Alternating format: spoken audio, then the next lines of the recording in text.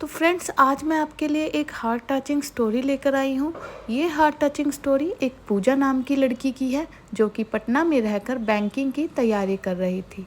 तो आइए हम अपनी कहानी को शुरू करते हैं। 2 साल पहले की बात है। पूजा नाम की एक लड़की थी जो पटना के एक कोचिंग क्लास में बैंकिंग की तैयारी करती थी। पूजा की कोचिंग क्लास के नीचे एक छोटा सा रेस्टोरेंट था। पूजा और उसकी फ्रेंड्स अक्सर क्लास के बाद उस रेस्टोरेंट में चाट या छोले भटूरे खाने के लिए जाया करती थी, क्योंकि उस रेस्टोरेंट के चाट और छोले भटूरे बहुत ही फेमस थे और बहुत दूर दूर से लोग वहाँ पर खाने के लिए आते थे। एक दिन पूजा का बर्थडे था, तो पूजा के फ्रेंड्स ने एक प्लान बनाया कि क्लास ख़त्म होने के बाद हम लोग नीचे के रेस्टोरेंट में पूजा का बर्थडे सेलिब्रेट करेंगे। क्लास ख़त्म होने के बाद पूजा के फ्रेंड्स ने पूजा को नीचे रेस्टोरेंट में बुलाया और पूजा को उसके बर्थडे का सरप्राइज़ दिया। अब सभी कोई मिलकर बर्थडे को सेलिब्रेट करने लगे। उस रेस्टोरेंट के काउंटर पे एक 24 साल का लड़का कैशियर का काम करता था। जब पूजा और उसके फ्रेंड्स बर्थडे सेलिब्रेट करने के बाद रेस्टोरेंट से बाहर जाने लगे, तब उस लड़के ने पूजा को आवाज़ लगाई। वह लड़का बोला, मैम, ये हमारी तरफ से आपके बर्थडे का छोटा सा गिफ्ट। Puja, thank you. रात को जब पूजा ने उस लड़के के द्वारा दिए गए गिफ्ट को खोला तो देखा कि अंदर एक छोटी सी प्रिंसेस थी जो कि एक पेड़ के नीचे बैठी थी, और उस गिफ्ट के अंदर एक लेटर भी था। पूजा ने उस लेटर को पढ़ा। उसमें लिखा था, पूजा, आप बहुत ही मासूम और प्यारी हो। जब भी आप रेस्टोरेंट में आती हो तो मेरी नज़र सिर्फ आपके चेहरे को ही देखती रहती है। आपकी मुस्कुराहट को देखकर मेरे भी चेहरे पर चमक आ जाती है। वैसे मेरा नाम रोहित है। अगले दिन जब पूजा और उसकी फ्रेंड्स रेस्टोरेंट में आए तो काउंटर पे बैठा रोहित पूजा की तरफ ही देखा, लेकिन पूजा ने अपनी नज़रें झुका ली और अपनी फ्रेंड्स से बातें करने लगी। अब जब भी पूजा रेस्टोरेंट आती तो रोहित की तरफ एक झलक देखती और फिर उसे इग्नोर कर देती।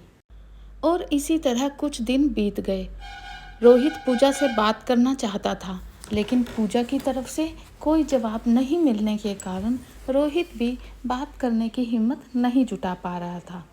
एक दिन जब क्लास के बाद पूजा रेस्टोरेंट आती है तो वह देखती है कि काउंटर पर रोहित की जगह कोई और लड़का बैठा है। पूजा सोचती है कि शायद रोहित की तबीयत खराब है, इसीलिए वह आज काम पे नहीं आया होगा। लेकिन देखते ही देखते एक सप्ताह बीत जाता है। अब पूजा थोड़ी परेशान होने लगती है और काउंटर पे जाके पूछती है कि जो रोहित नाम का लड़का यहाँ पे काम करता था वो अभी कहाँ है, क्या उसने काम छोड़ दिया है। काउंटर पे बैठा लड़का पूजा को कहता है कि नहीं, रोहित भैया ने काम नहीं छोड़ा, मालिक ने उन्हें मार्केट वाले रेस्टोरेंट पे भेज दिया है। अगले दिन पूजा उस मार्केट वाले रेस्टोरेंट पे जाती है तो रोहित को देखकर उसके चेहरे पे एक मुस्कान दिखने लगती है।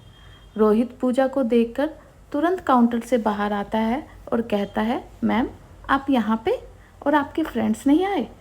तो पूजा बोलती है, नहीं, बात ऐसी नहीं, मैं कुछ काम से मार्केट आई थी और मुझे थोड़ी भूख लगी थी, इसलिए मैं यहाँ चली आई। फिर रोहित कहता है, अच्छा किया मैम, आप बैठो, मैं आपके लिए कुछ लेकर आता हूँ। पूजा, आपका नाम रोहित है ना? रोहित, हाँ।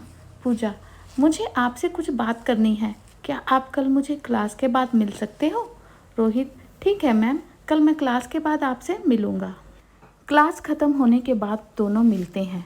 पूजा रोहित से कहती है कि देखो, आप मुझे अच्छे लगते हो, लेकिन मैं इस प्यार में नहीं पड़ना चाहती, मुझे अपने पढ़ाई और करियर को देखना है।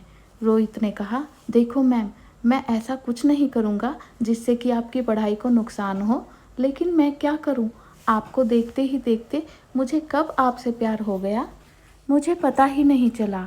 अब दिल चाहता है कि अपनी पूरी ज़िंदगी आपके साथ रहूं। पूजा रोहित की बात सुनकर वहां से चली जाती है। रात में पूजा सिर्फ रोहित के बारे में ही सोच रही थी, क्योंकि पूजा के दिल में भी रोहित के लिए प्यार जगने लगा था। अगले दिन शाम में पूजा मार्केट वाले रेस्टोरेंट में जाती है और रोहित को एक लेटर देकर वहां से चली आती है। रोहित जब उस लेटर को पढ़ता है तो उसमें लिखा रहता है कि रोहित, मुझे भी तुमसे प्यार होने लगा है। ये पढ़कर रोहित की खुशी का ठिकाना नहीं रहता। वह उस लेटर को चूमता है और अपनी जेब में रख लेता है। तो इस तरह से दोनों के प्यार की शुरुआत होती है।